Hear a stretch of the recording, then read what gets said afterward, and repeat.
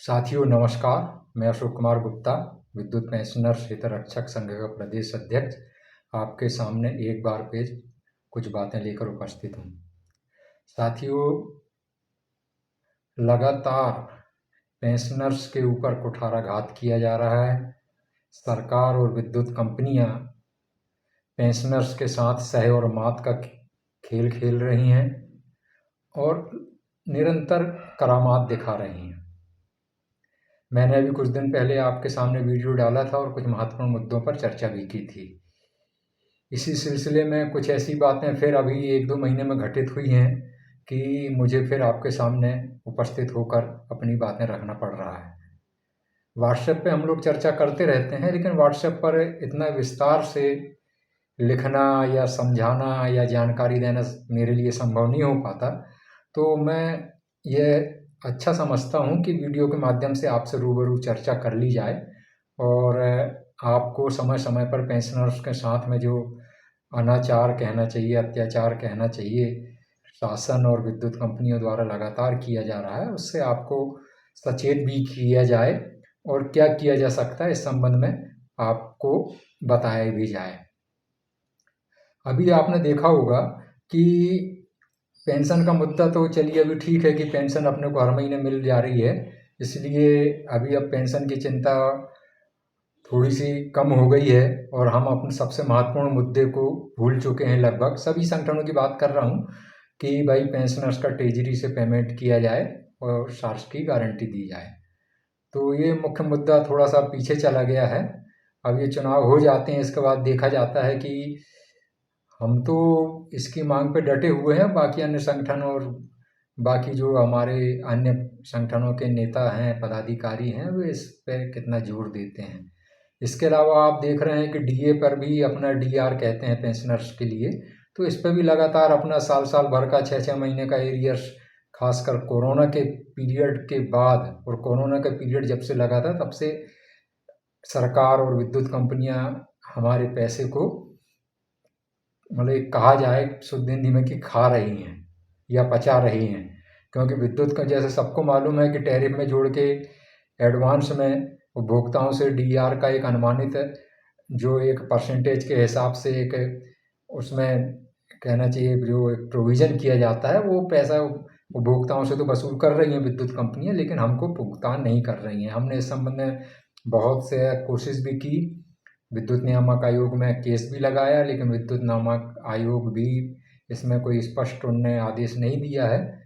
इसलिए अब आपको एक सूचना मैं दे रहा हूँ कि महंगाई राहत का केस या जिसमें हमने ये मांग की है कि हमें चूंकि मंडल के समय सेंट्रल के द्वारा घोषित तिथि एवं दर से महंगाई राहत या महंगाई भत्ता दिया जाता था, वही पुराना नियम हमारे लिए लागू किया जाए। क्योंकि विद्युत सुधार अधिनियम में ये प्रोविज़न है। इस पर विस्तार से नहीं जाऊंगा क्योंकि वीडियो लंबा हो जाएगा, ये पहले भी बता चुका हूँ कि कहाँ प्रोविज़न है, क्या प्रोविज़न है। तो हमने ये केस लगाया हुआ है कि भाई हमारा पुराना नियम बहाल किया जाए, जो नया नियम हमको बना दिया गया है, राज्य पेंशनर्स के साथ में जोड़ दिया गया है, ये अवैधानिक है। यदि कोई इसमें किसी यूनियन की सहमति भी हुई है तो वह भी इसलिए अवैधानिक है और नल एंड वाइड है, क्योंकि किसी एक्ट के खिलाफ या किसी कानून के खिलाफ अगर कोई आप अनुबंध करते हैं या कोई एग्रीमेंट करते हैं तो वह स्वतः ही निरस्ती योग्य हो जाता है। तो इस मामले को लेकर हमने हाई कोर्ट जबलपुर में केस दायर कर दिया है और इस पर शीघ्र हमको जो नंबर प्राप्त होगा तो मैं आप लोगों को शेयर करूंगा। तो हम ये केस अब हाई कोर्ट में लड़ेंगे और इसको सुप्रीम कोर्ट तक ले जाएंगे। तो डीआर का मुद्दा तो यही है कि अभी 46% चल रहा है, 50% हो गया है, लेकिन हमको अभी कोई इस पर रिलीफ नहीं मिल रही है, वो पुरानी चल रहा है। एक बात और हुई है कि सेंट्रल गवर्नमेंट ने जैसे ही 50% घोषित किया था, इसके बाद उनका एक डिपार्टमेंट है ईपीपीएफ डिपार्टमेंट, जो मतलब पेंशनर से संबंधित मामले देखता है। तो उस गवर्नमेंट के डिपार्टमेंट ने, सेंट्रल गवर्नमेंट के डिपार्टमेंट ने एक सर्कुलर जारी करके ग्रेजुएटी की सीमा 1 जनवरी 2024 से 20 लाख से बढ़ाकर 25 लाख कर दी थी। तो जो साथी हमारे 1 जनवरी 24 या उसके बाद रिटायर हुए हैं या स्वेच्छा सेवानिवृत्ति ली है या उनका निधन हुआ है, तो ऐसे के लिए ये जो 5 लाख ग्रेजुएटी की सीमा बढ़ गई थी और इसके अंतर्गत जो भी लाभान्वित हो रहे थे उनमें एक थोड़ा सा हर्ष का विषय था कि चलो हमको अब एक्स्ट्रा पैसा मिल जाएगा। लेकिन बड़े दुख की बात है कि सेंट्रल गवर्नमेंट के उसी विभाग के ऊपर अब ईश्वर जाने कि क्या हुआ, किसका दबाव पड़ा या क्या स्थिति बनी कि जो ऑर्डर 25 लाख तक सीमा बढ़ाने का था उस ऑर्डर को कैप्टन एबियंस यानी स्थगित कर लिया गया है कि भाई अभी इस पर कोई आगे कार्रवाई ना की जाए। तो ये एक वही पुरानी जगह लौट गए हैं कि 50% डीए होने के बाद भी ग्रेजुएटी सीमा 20 लाख है, जबकि उसके 7वें वेतनमान जब लागू किया गया था सेंट्रल गवर्नमेंट का तो उसमें ये कहा गया था कि 50% अगर डीए हो जाता है तो बहुत सी अलाउंसेज हैं, ग्रेजुएटी सीमा है या बहुत सी चीज़ें हैं वो 25% स्वतः ऑटोमेटिक बढ़ जाएंगी। लेकिन ऐसा हुआ कुछ नहीं, ग्रेजुएटी बढ़ाई गई और फिर उसको कम कर दी गई। बाकी अलाउंसेस की बात हम इसलिए ना करें या बहुत सी चीज़ों की बात कि 7वें वेतनमान को पूरी तरह से मध्य प्रदेश शासन ने स्वीकार भी नहीं किया है और मध्य प्रदेश शासन ने स्वीकार नहीं किया तो विद्युत कंपनियों ने स्वीकार नहीं किया। तो इस तरह से ये खेल तो ये हुआ है। दूसरा जो हुआ है वो ये हुआ है कि 30 जून और 31 दिसंबर को जो लोग रिटायर हुए थे और जिन्होंने हमारे माध्यम से हो या किसी और संगठन के माध्यम से हो या व्यक्तिगत तौर पे उन्होंने हाई कोर्ट में केस लगाकर उस केस में विजयी प्राप्त की थी और उनके लिए प्रारंभ में तो ये था कि हाई कोर्ट के आदेश तो और सुप्रीम कोर्ट के आदेश बड़े क्लियर हैं कि रिटायरल ड्यूज दिया जाए। हमने इसमें लगातार पत्राचार भी किया है कि रिटायरल ड्यूज का क्या आशय है, टर्मिनल बेनिफिट्स का क्या आशय है, पेंशन बेनिफिट्स का क्या आशय है, इसमें डिफरेंस भी बताया है और हमने इसमें लगातार पत्राचार किया है। लेकिन एक कहना चाहिए एक दुखद ही खबर कह लीजिए ऐसे लोगों के लिए कि जिनको हमने तो कम से कम 1000 लोगों को हाई कोर्ट के माध्यम से ये लाभ दिलाया है कि उनकी इंक्रीमेंट 1 लाख के पेंशन निर्धारित होगी। लेकिन इसके बाद हुआ ये है कि प्रारंभ के लोगों को 2-4 लोगों को तो मेरे को नाम भी मालूम है लेकिन मैं वो डिस्क्लोज नहीं करूँगा कि प्रारंभ में जैसे ही ये इसके रिवाइज पेंशन ऑर्डर निकलना शुरू हुए और पेमेंट शुरू हुआ तो ग्रेजुएटी का पेमेंट भी हुआ, उनको डिफरेंस का, पेंशन का एरियर्स का भी पेमेंट हुआ और कुछ लोगों को लीव इनकेसमेंट का भी पेमेंट हुआ। लेकिन इसके बाद मेरा बिल भी लीव इनकेसमेंट के लिए सबमिट हो गया था आरओ में, लेकिन इसके बाद खुरापात शुरू हुई और लीव इनकेसमेंट का एरियर्स देना बंद कर दिया गया। कंपटेशन का डिफरेंस में उलझन पैदा हुई थी तो हम लोगों ने सहमति दे दी कि चलिए कंपटेशन का डिफरेंस छोड़िए, इसमें आप लोगों को दिक्कत आ रही है तो कंपटेशन का डिफरेंस मत दीजिए, लेकिन लीव इनकेसमेंट का डिफरेंस दीजिए, ग्रेजुएटी का डिफरेंस दीजिए और पेंशन का एरियर्स दीजिए, रिवाइज पेंशन का। तो लीव इनकेसमेंट का एरियर्स उनने देना मौखिक तौर पर बंद किया। फिर कुल मिला के वो इंदौर कंपनी से एक सर्कुलर निकाल दिए गए कि लीव इनकेसमेंट का पेमेंट ना दिया जाए। तो हम तो निरंतर विरोध कर रहे हैं। इसके बाद फिर धीरे से अभी ये हुआ है कि मध्य प्रदेश शासन ने एक आदेश निकाल दिया है और अब डेलीगेट वो पावर नीचे फील्ड ऑफिसर को कर दिया है कि भाई अगर कोई कोर्ट से केस जीत के आता है तो ऐसे लोगों को आप पेंशन रिवाइज करें और उन्हें सिर्फ पेंशन रिवीजन का एरियर्स भर दिया जाए।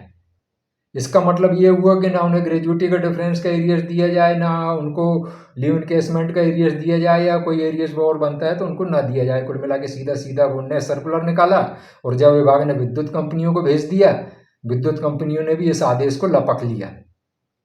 हम लोग लगातार विरोध करने के बावजूद भी अभी पूर्व क्षेत्र कंपनी ने 22 मई को एक लंबा चौड़ा एक सर्कुलर निकाल दिया, परिपत्र निकाल दिया और उसकी प्रतिलिपि सभी कंपनियों को, मध्य प्रदेश शासन के ऊर्जा विभाग को, फाइनेंस विभाग, मतलब दुनिया भर को उनको जिन जिन को देना था सबको देके उन्होंने निकाल दिया कि भाई शासन के परिपत्र के परिप्रेक्ष्य में ऐसा ऐसा है और अभी पेंशन का एरियर्स, पेंशन रिवाइज की जाए, एक इंक्रीमेंट लगा के और पेंशन का एरियर्स भर दिया जाए और बाकी कोई ग्रेजुएटी का डिफरेंस, लीव इनकेसमेंट का डिफरेंस वगैरह कुछ भी ना दिया जाए।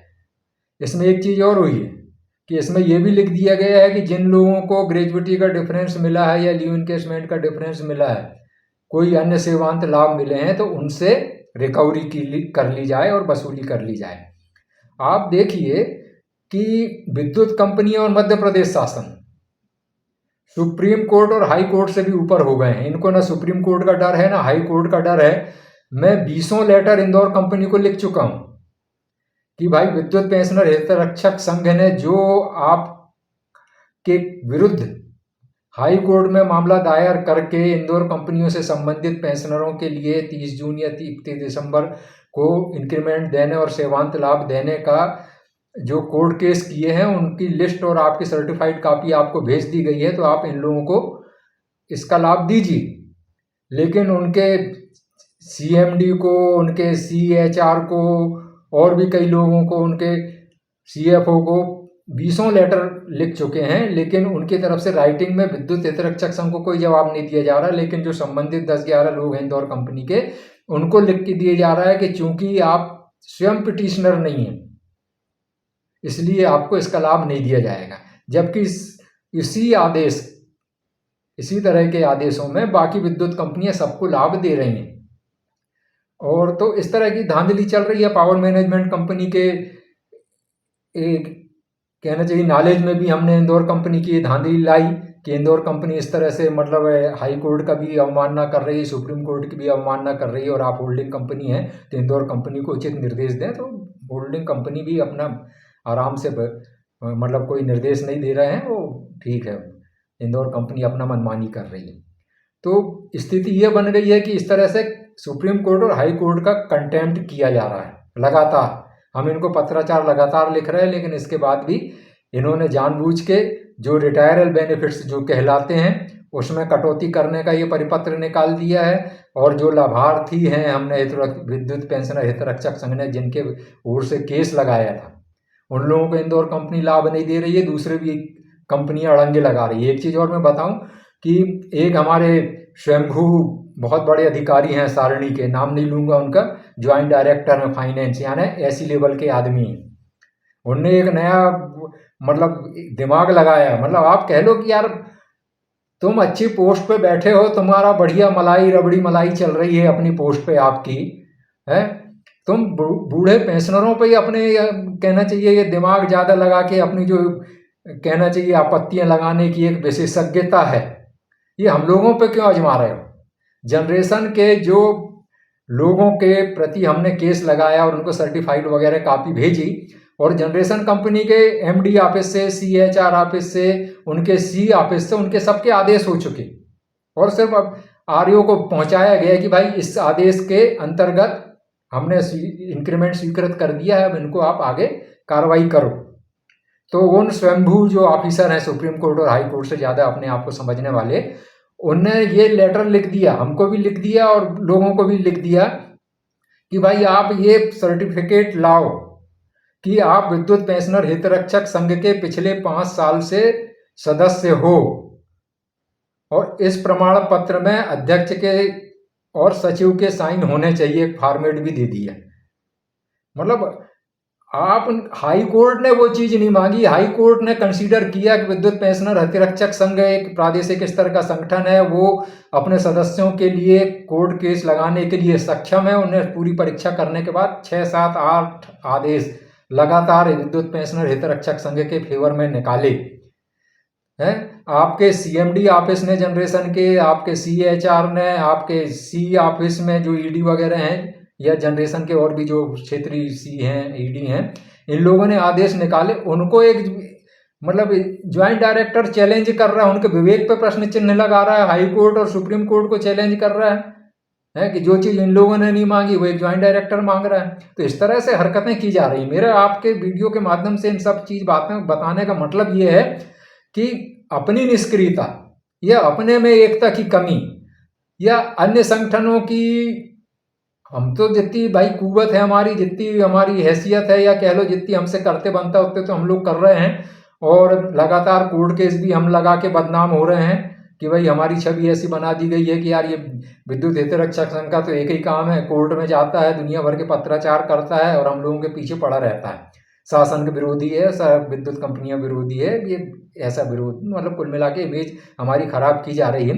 लेकिन चलो ठीक है, लेकिन बाकी संगठन की मेरे को उतनी ज़्यादा इसमें दिख रही नहीं है। इतने ज्वलंत प्रश्न है कि एक से एक चीज़ और हुई है। मैं लगातार, अब वीडियो लंबा होगा लेकिन आपको बताना जरूरी है कि 30 जून और 31 दिसंबर का जो एक ये एरियर्स, तो हम लोगों को तो जब से रिटायर हुआ, कोई 2008 में रिटायर हुआ तो पूरा एरियर्स मिला, कोई 2006 में हुआ, कोई 2015 में हुआ, तो जब से रिटायर हुआ उसको पूरा पेंशन का रिवीजन हुआ और पूरा एरियर्स मिला जिसको जो भी मिला। लेकिन अभी इंदौर कंपनी में एक ऑर्डर हो गया हाई कोर्ट ने, है कि भाई 3 साल से ज्यादा का एरियर्स नहीं दिया जाएगा। मतलब कहाँ का एक सुप्रीम कोर्ट का बहुत पुराना 1982-83 का, कहाँ का एक 72 या नवान कितना पुराना, मेरे को तो याद नहीं है। मतलब वो उस ऑर्डर के रेफरेंस में ये कर दिया है कि भाई ये तो 3 साल से ज़्यादा का एरियर्स नहीं दिया जाएगा। और उसमें ये भी लिखा गया है कि भाई ये मतलब पहले आप कुल मिला के आपने क्यों नहीं आए कोर्ट में पहले सो रहे थे, क्या इस तरह की मतलब एक उसका आशय था। तो भाई आप आदमी को जब मालूम होएगा, जब सुप्रीम कोर्ट ने उस केस को डिसाइड कर दिया कि हाँ 30 जून को इंक्रीमेंट मिलेगा, आपको 31 दिसंबर को रिटायर हुए हो तो इंक्रीमेंट मिलेगा, तभी तो आदमी कोर्ट में जाएगा और तभी तो इन दो कंपनी में मतलब आपसे अप्लाई करेगा। लेकिन ऐसे ऐसे आदेश हो रहे हैं कि कुछ कोर्ट भी मतलब सही उनके सामने जानकारी नहीं रखी जा रही है, या जो भी जैसा भी है, या सही तरीके से प्रोटेस्ट नहीं किया जा रहा है। तो कुछ ऐसे आदेश हो रहे हैं कि विसंगतिपूर्ण। अब उस आदेश को पकड़ लिया गया है कि अब एक तो ये हो गया कि पेंशन के अलावा कोई एरियर्स नहीं देंगे, दूसरा ये हो गया कि 3 साल से ज्यादा का कोई एरियर्स नहीं देंगे। तो कोई अगर 2006 में रिटायर हुआ, 7 में रिटायर हुआ, तो उसका एरियर्स होता है 17-18 साल, जो भी हो रहा है, किसी का 15 साल, किसी का 17 साल, जो भी जितना एरियर्स बने, तो उतने साल का एरियर्स खत्म, सिर्फ आपको 3 साल का एरियर्स मिलेगा। तो इस तरह की हरकतें चल रही हैं, लगातार पेंशनरों पर कुठाराघात हो रहा है, लगातार उन पे मतलब पहले तो क्या है कि एक आजमाइश के लिए छोटा सा एक सिगूपा छोड़ा जाता है, कुछ ऐसी अफवाह उड़ाई जाती है या थोड़ी बहुत लेटरबाजी की जाती है, किसी को व्यक्तिगत बोला जाता है और शहर टाइप का देते हैं ना अपन कि भाई ये थोड़ा सा एक हवा चलाओ यार, देखो इसका क्या रिएक्शन होता है, और फिर फटाक से फिर आपका मतलब इस तरह से आपके विरोध में सर्कुलर और आदेश निरंतर जारी हो रहे हैं। तो आप लोगों को इस मामले में सचेत होना है। अब चक्कर ये है कि मैं कितने मतलब हमारे तो मतलब थोड़ा सा मेरे को मतलब कहना चाहिए व्यक्तिगत तौर पे एक थोड़ी सी मतलब ऐसा लगने लगा कि यार करा तो करा क्या जाए। अब एक आशा सिर्फ लास्ट बसी है, इनसे कितने पत्राचार करो, कुछ भी करो, कोई सुनने वाला नहीं है, जू रेंगने वाली नहीं है। अब कोर्ट का एक आसरा है, तो कोर्ट केस भी कितने किए जाएं और किस किस मामले में किए जाएं। वो कोर्ट भी एक दिन लगा बुला के लगता है कि मेरे को फटकार लगा देगा कि यार तुम्हारा एक ही काम है क्या, है कि तुम मतलब हैबिचुअल हो गए कि कोई भी मामले लेके कोर्ट में चले आते हो, कोई भी मामले लेके कोर्ट में चले आते हो, है। तो हो सकता है कि आगे चल के कोर्ट भी मेरे से नाराज हो जाए, तो आदमी जाए तो जाए कहाँ। अभी अब जैसे ये मामला है, अभी इसमें कोर्ट के जो 30 जून वाला मामला है, जिस तरह के इनके सर्कुलर निकाले हैं अभी 22 वाला मई वाला, तो इसके खिलाफ अभी मैंने वकील साहब से बात की कि यार इस पे स्टे लेने की आप कोशिश करो, और ये पूरे जो रिटायरल बेनिफिट और ये जो कंटेम्प्ट ऑफ कोर्ट किया जा रहा है, इनमें आप एक केस लगाओ। अब केस ही लगाने वाला काम रह गया है। अभी ये कंपटीशन का मामला जैसे चल रहा है, उसमें भी बहुत से आप लोगों का सहयोग अच्छा मिल रहा है, बहुत से लोग कंसेंट दे रहे हैं। अब आप देखिए उसमें कम मतलब लंबा काम हो जाएगा। मैं बहुत शॉर्ट में बतलाता हूँ कि 2 टेबल बनाए गए हैं।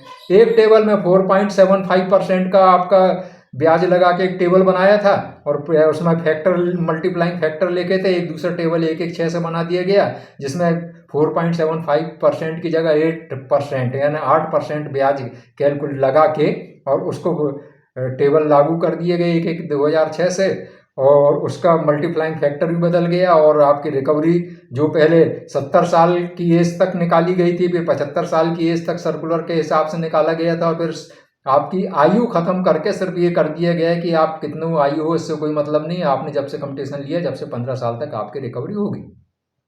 इसमें मैं बहुत शॉर्ट में बताता हूँ कि मेरे को व्यक्तिगत मैंने जो कैलकुलेट किया, मैं तो 2017 में रिटायर हुआ, लेकिन व्यक्तिगत जो कैलकुलेट किया तो एक सामान्य तौर पे मैंने 15,350 रुपये का कंपटीशन की। उसमें पुराने टेबल से अगर निकाला जाए 61 साल 60 साल की उम्र में रिटायर हुआ, तो 61 साल का जो मल्टीप्लाइंग फैक्टर है बर्थडे वाला, वो भी गलत है हालांकि, लेकिन वो 61 साल 60 साल की जगह 61 साल लेते हैं। हमने 60 साल कंप्लीट किए हैं तो 60 साल का फैक्टर लेना चाहिए, लेकिन वो एक साल आगे बढ़ा के 61 साल का फैक्टर लेते हैं, तो उसमें भी लॉस होता है। खैर उस पर नहीं जाऊँगा। तो वो फैक्टर लागू करके 61 साल की उम्र वाला 15,350 पे कैलकुलेट किया गया, तो 2,90,000 रुपये फर्स्ट टेबल और सेकंड टेबल के जो अंतर आया, तो 2,90,000 से ऊपर, मतलब लगभग 3 ही लाख रुपए मेरे को आप ये मान के चलो कि पहले की तुलना में कम मिले। एक तो ये चीज़ हो गई। दूसरा, जो उसमें अगर इंटरेस्ट कैलकुलेट किया जाए पहले और दूसरे की तुलना में, तो पहले और दूसरे की इंटरेस्ट की तुलना में आपको 5,20,000 के लगभग आपको पेमेंट, मतलब फर्स्ट टेबल और सेकंड टेबल में आपको इंटरेस्ट 8% जो करके, तो टेबल के हिसाब से वो 5,20,000 रुपये का मेरे को एक्स्ट्रा ब्याज देना पड़ेगा। इसके अलावा जो 15 साल का कैलकुलेशन है, उसके हिसाब से भी अगर पूरा कैलकुलेशन लगाया जाए, ज़्यादा डिटेल में नहीं जाऊँगा, तो मेरे को लगभग मतलब एक ये है 8,18,397 रुपये का टोटल नुकसान हो रहा है। 8,18,397 रुपये का। अब इसमें अपन जो डिमांड कर रहे हैं कि भाई ये 15 साल का 12 लाख कर दिया जाए, वो साल ही 12 साल कर दिया जाए रिकवरी पीरियड, या अभी 15 साल है तो उसको घटा के 12 साल के करने के बाद रिकवरी बंद कर दी जाए। तो उसमें भी अगर अपन उतना करते हैं तो मेरे को 8,18,000 में से सिर्फ 5,52,000 की रिलीफ मिलेगी। मतलब फिर भी आप ये मान के चलो कि 2.5-3 लाख रुपए का घाटा फिर भी होना है। तो ये कंपटीशन का है। अब इसमें भी मतलब ये है कि आप कोर्ट में जाओ, कोर्ट केस भी अब आप लोगों का आग्रह है तो इस मामले में भी हम कोर्ट में जाएंगे, और इस मामले को भी क्या सुप्रीम कोर्ट तक लड़ना पड़ेगा। तो अच्छा, यूट्यूब में दुनिया भर की जानकारी आती है, आदमी लाइक लेने के चक्कर में, पैसा कमाने के चक्कर में आधी अधूरी जानकारी दे देता है, आदमी खुश हो जाता है यूट्यूब देख के कि अरे वो तो ऐसा हो गया वैसा हो गया, बड़े खुश, और वो व्हाट्सएप पे वो वीडियो चलने लगते हैं और आदमी देख के फिर उस पर क्वेश्चन करना शुरू कि ऐसा हो गया क्या, या मिलने लगा बड़ा। वो तो दुनिया भर के यूट्यूब में जो जाते हैं, मतलब मैं उनको बहुत ज़्यादा ऑथेंटिक नहीं मानता, इसलिए मेरा आग्रह यह है कि जब भी मैं कभी वीडियो डालूं तो कम से कम मेरा वीडियो ध्यानपूर्वक सुने। तो मैं कोशिश करता हूं कि आपको सही जानकारी दी जाए, और ये जो झूठ का आधा अधूरा जानकारी देके ऐसा हो गया वैसा हो गया, और ऐसा हाई कोर्ट ने तो आदेश कर दिया कि 12 साल हो गया, अरे स्टे ऑर्डर भर दिया है, स्टार्टिंग में स्टे ऑर्डर के बाद पूरी सुनवाई होगी, सुप्रीम कोर्ट तक मामला जाएगा, अभी हाई कोर्ट ने अंतिम डिसीजन नहीं दिया है, फिर सुप्रीम कोर्ट तक मामला जाएगा, तो लंबा चक्कर है। लेकिन अभी लोग बाग मतलब वीडियो बना देते हैं, डाल देते हैं, और लोग बाग देखते भी हैं, कर चलिए ठीक है। तो कंपटीशन वाला मामला भी अब जैसे है कि अब कोर्ट में लगाने की तैयारी चल रही है, तो उसकी पिटीशन और पूरे डॉक्यूमेंट मैंने आज तैयार कर लिए हैं। अब ये है कि पूरे उसके दस्तावेज, पूरा उसका पिटीशन का ड्राफ्ट जो फैक्ट हैं वो तैयार हो चुके हैं। अब समय निकाल कर, थोड़ी मेरी व्यक्तिगत परेशानियां भी चल रही हैं, गर्मी भी इतनी पड़ रही है, और कोर्ट का वैकेशन भी 1 महीने का, लगभग पूरा जून आप कोर्ट की छुट्टी रहेगी। तो ये सब चीज़ों को देखते हुए अब टाइम निकाल के जबलपुर 1-2 दिन जाना पड़ेगा मेरे को। एक आध को साथी को ले जाऊंगा, और 2-3 दिन का वहाँ स्टे करके आपके ये 2-3 प्रकरण जो आपको बताए, जैसे वो अवमानना वाला प्रकरण है, ये मतलब ये अपना कंपटीशन वाला प्रकरण है, तो इस तरह के मामले जो भी हैं इनको लगवाने की कोशिश करेंगे। और जैसा आपका सहयोग मिल रहा है, एक चीज़ और बोल रहा हूँ कि देखिए, संगठन चलाने को पैसे की ज़रूरत पड़ती है, और आप लोग दे भी रहे हैं। अब देखिए, एक चीज़ मैं बोलता हूँ कि कई चीज़ बहुत छोटी छोटी बातें हैं, और उस पर आदमी उस तरह से करने लगता, तो कई बार थोड़ा सा ऐसा लगता है कि यार आप 200-400 रुपये 1,000 रुपये के पीछे आप मतलब इस तरह से करते हो। तो क्या है कि होता क्या है कि जैसे स्टार्टिंग में हमने 500-500 रुपये के हिसाब से मेंबर बनाए थे। अब 500 रुपये आज साल के आजीवन लाइफ टाइम की बात कर रहा हूँ। अब लाइफ टाइम में आपने एक बार 500 रुपये दे दिए, तो लाइफ टाइम में आप सोचो कि 500 रुपये आपके हम लोगों को कितने चलने वाले हैं। और कुछ कोर्ट केस के मतलब हम उतना ही पैसा लेते हैं जितना कोर्ट केस में खर्च होता है, लगभग मतलब उतना हो ही जाता है। 1,500-2 हज़ार से शुरू किए थे, फिर 2,000 है, वकीलों की फीस भी बढ़ गई, फिर सुप्रीम कोर्ट वगैरह भी जाना पड़ता, दुनिया भर के करते हैं। तो 3 साढ़े मतलब उसमें 3 साढ़े 3 हज़ार लिए, तो उसमें मेंबरशिप का भी शामिल था, उससे ज़्यादा पैसा हमने लिया नहीं। अब थोड़ा सा मेंबरशिप का बढ़ाया गया है कि यार कम से कम 1100 रुपये आप दे दो, है। तो अब उसमें भी ये है कि हमने तो 2 साल पहले 500 रुपये दिए थे, अब आप 1100, मतलब इस टाइप से थोड़ा सा मेरा निवेदन ये है कि थोड़ा सा बड़ा दिल रखिए आप। ठीक है, आपने दिया था 500 रुपये, अब आपने आजीवन सदस्यता भी हमने बोल दी थी कि हाँ 500 रुपये आजीवन सदस्यता दी है, लेकिन अब संगठन की हमारी ब्रांच भी बहुत सी जगह हो गई हैं, उनके खर्च भी हो गए हैं, कार्यालय भी कई जगह उनने खोला है, दुनिया भर के उनके भी, मतलब हम लोगों को भी मतलब संगठन चलाने में खर्च तो होता ही है। तो पैसा बहुत ज़्यादा ऐसा नहीं है कि आप अभी 500 रुपये पहले दिए थे, 1100 रुपये दे देंगे तो बहुत बड़ा आपके ऊपर बोझ आ जाएगा। और मैं तो एक उसमें हमेशा बोलता हूँ कि यार जितने पैसे की ज़रूरत वास्तव में लगेगी उतना ही पैसा आपसे लिया जाएगा, और पैसा बचेगा तो उसका संगठन में अकाउंट में है, संगठन ही के लिए आपका उपयोग किया जाएगा। जैसे कि अब आपको डीआर का बताया, डीआर में आपसे कोई पैसा नहीं लिया गया। एसओ की हमने ग्रेड पे वाला मामला जो लगाया उसमें आपसे कोई पैसा नहीं लिया गया। तो बहुत से कुछ मामले ऐसे होते हैं कि उसमें हमने पैसा लिए बगैर भी उसी पर जो आपने पैसा दिया है दूसरे केसों में उसी से एडजस्ट करके हमने हाई कोर्ट में केस लगाए हुए हैं। तो अब आपको जैसे मैंने बताया कि मेरे को कम से कम ये है कि 5 लाख रुपए अगर 12 साल हो जाते हैं 15 की जगह, तो 5 लाख रुपए मेरे बच जाएंगे। अब कुछ लोगों के ज़्यादा बचेंगे, कुछ के हो सकता है कम बचें, लेकिन कम से कम 1 लाख 2 लाख रुपए तो आप ये मान के चलो कि 5,000 रुपये भी अगर पेंशन आपको रिड्यूस पेंशन है जो कम मिल रही है आपने बेचा है, तो 60,000 के हिसाब से आपके मतलब ये है कि 3 साल में 6 तिया 18, कम से कम डेढ़ मतलब 2 लाख के रुपये लगभग तो आपके बचने ही वाले हैं। अब 2 लाख रुपए के लिए अगर हम आपसे 2-3 हज़ार 4 हज़ार रुपये आपसे एक मेंबरशिप सहित अगर आपसे पैसा मांग रहे हैं तो कोई बहुत ज़्यादा नहीं है। और हाँ, ये चीज़ है कि गारंटी तो किसी चीज़ की नहीं है कि कोर्ट से हम जीत ही जाएंगे या हार जाएंगे, लेकिन अगर आपके सरकार इस तरह से पैसा लगातार आपके बहुत से डीआर में इसमें उसमें करके लाखों रुपए आपके हजम कर रही है, विद्युत कंपनियां आपके मतलब इतना पैसा लाखों रुपए नहीं दे रही है, तो 2-4 हज़ार रुपये आपने संगठन को दे भी दिए कि भाई आप इसको ट्राई करके देख लो, तो कोई दिक्कत होने वाली नहीं है। तो मेरा आप सब लोगों से निवेदन है कि हमारा संगठन वैसे भी मतलब कम से कम पैसे लेके आप लोगों की ज़्यादा से ज़्यादा सेवा करने के उद्देश्य से बनाया भी गया है और चलाया भी वैसे ही जा रहा है। तो जो हम लोग आपसे निवेदन करें, और बहुत ज़्यादा बारीकी में मैं भी नहीं पढ़ता, आप भी कृपया ना पढ़ें, और अगर कोई वैसे कोशिश यही की जाएगी कि इस तरह किया जाए कि जो पुराने सदस्य हैं वो ठीक है भाई, अगर किसी को ये लगता है कि यार ये हमने तो 500 रुपये पहले दे दिए थे अब 1100 रुपये मांग रहे हैं, तो भाई आप 600 रुपये मत देना, कम देना, ठीक है। लेकिन ये मेरा कुल मिला के ये है कि संगठन के प्रति थोड़ा सा आप उदार दिल रखें ताकि हम लोग काम कर सकें।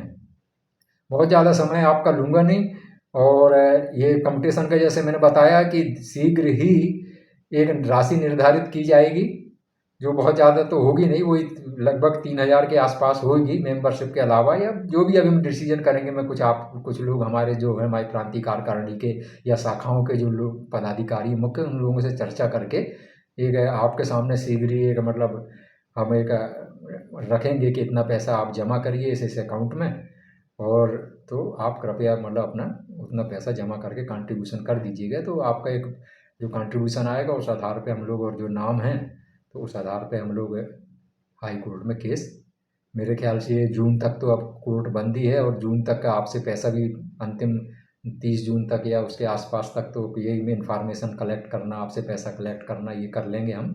और जुलाई या 30 जून के बाद कभी भी ऐसा मौका आएगा तो ये केस हम पिटीशन रेडी रखेंगे और ये केस फाइल कर दिया जाएगा।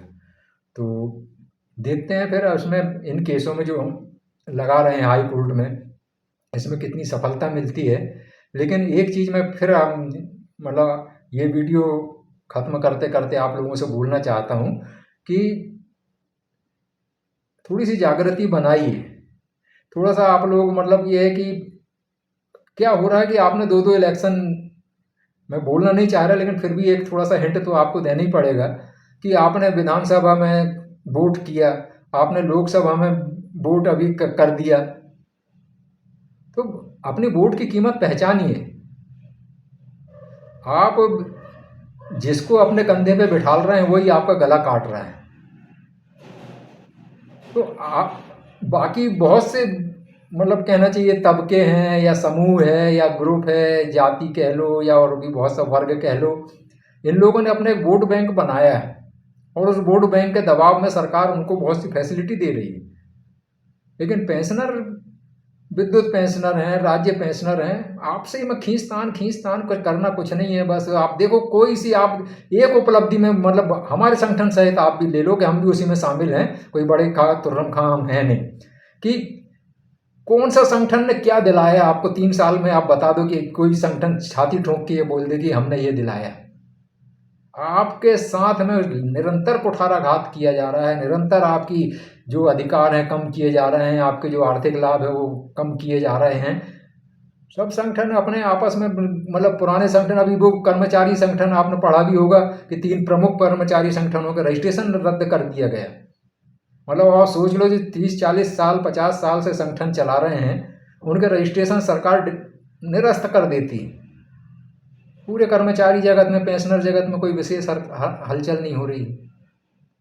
उसकी पूंछ कटी तो हम खुश हो रहे हैं कि यार उसकी पूंछ कट गई। अरे आप, अगला नंबर आपका भी आ सकता भैया है।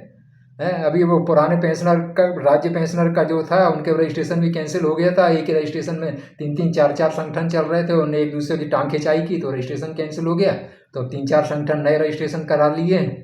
लेकिन बस वही है कि आपस में अभी भी चल रही है, आउटपुट कुछ नहीं है। वही ज्ञापन और वो आंदोलन तो आप खड़ा कर ही नहीं पा रहे हैं, बस ज्ञापन ज्ञापन खेल रहे हैं, इससे मिल उससे मिल, ज्ञापन दिए, बस चल रहा है। तो कुछ मिला के मेरा कहने का मतलब है, वीडियो लंबा खींचूंगा नहीं, आप लोग जागृत होइए। जो संगठन अच्छा काम कर रहा है उसको सपोर्ट करिए, आर्थिक रूप से भी करिए और व्यक्तिगत तौर पर भी आप उनकी मीटिंगों में आइए। कभी कोई आंदोलन के लिए वो कोशिश करते हैं तो उसमें बढ़ चढ़ कर हिस्सा लीजिए। और अन्य संगठनों के लोगों से भी, पदाधिकारियों से भी और उनके सदस्यों से भी मैं बार बार निवेदन कर रहा हूं कि एकता बनाने की कोशिश करिए।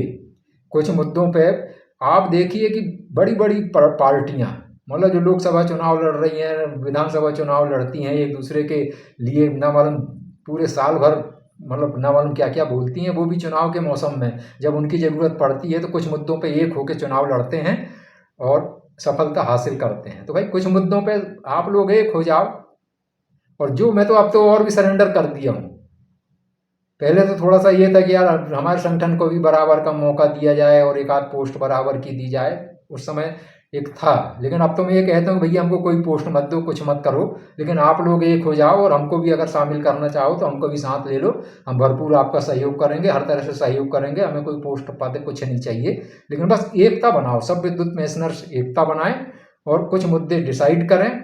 और उसके लिए देखिए आंदोलन तो करना पड़ेगा। अब आप ये है कि ये मतलब फिर वही है कि मतलब अदरवाइज कोई ले ना कि मंत्रियों के चक्कर लगाने से कुछ नहीं होगा। अपन ने 3-4 साल देख लिए हैं कि मंत्रियों के चक्कर लगाने से कुछ हासिल नहीं हो रहा है।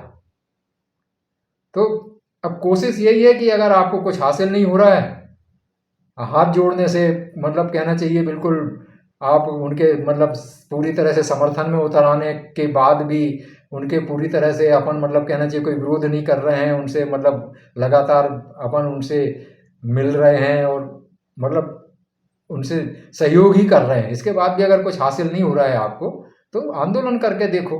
नहीं मिलेगा ज़्यादा ज़्यादा क्या होगा, लेकिन हमको संतुष्टि तो मिलेगी कि हमने कोशिश की भाई, हमने लड़ाई तो लड़ी, अपनी नहीं मिला तो नहीं मिला। आदमी को बड़ी बड़ी बीमारियां हो जाती, कैंसर हो जाता है और दुनिया भर के से मतलब उटपटांग बीमारी हो जाती है। लोगों को मालूम है कि यार हमको मरना ही मरना है।